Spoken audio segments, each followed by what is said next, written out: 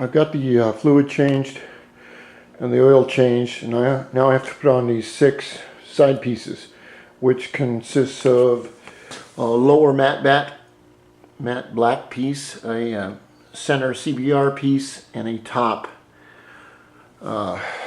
piece. Everything is fitting absolutely perfect in here, okay? I can't get this to fit right, and you can see how this fits right here. See all the little tags and tams and all that? Well, it fits like a damn Ferrari or a Swiss watch, because it's supposed to fit that way. That is how close the clearances Honda has made that $500 or $600 piece to be. So I have to take it off again, see if I can adjust the tank a little bit, the tank plastic, to get this on, and I think it's going to work out okay. But this is the first time I've taken it off. And for all my friends out there in YouTube and wherever, and the subscribers, if you want to learn how to do something, do it. You don't learn by watching me. You don't learn by, well, you will learn by watching me, but you don't learn by taking it to some bike shop and paying them 75 bucks an hour to do the work. You don't know what they're doing. You just don't know. And if you want something right, do it yourself. So in little things, if you think you're capable of doing them, take the thing apart, put it back together. What was built, my man, can be disassembled and put back together by man. Generally, if it is a mechanical thing. I've been doing that with my, God, isn't that a cool bike? I really like it. 2010 600RR.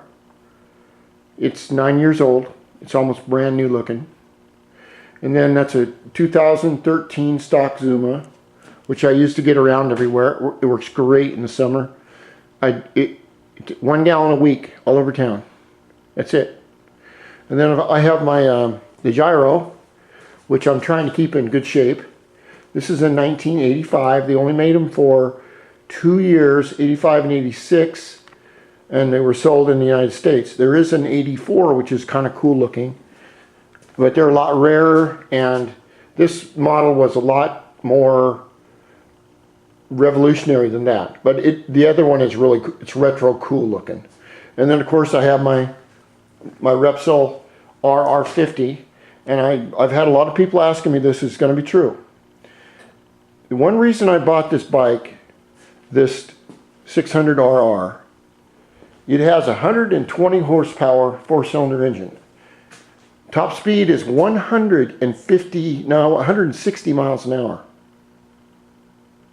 I don't know how much torque it's got, but when racing season comes around again, this Repsol, and I will get another test driver somewhere if somebody will volunteer, will be racing against the Dio, and we're going to see who's going to win in a quarter mile.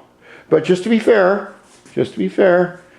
I'm going to give the 600RR, I'm going to give it 3 bike lengths before the Dio takes off.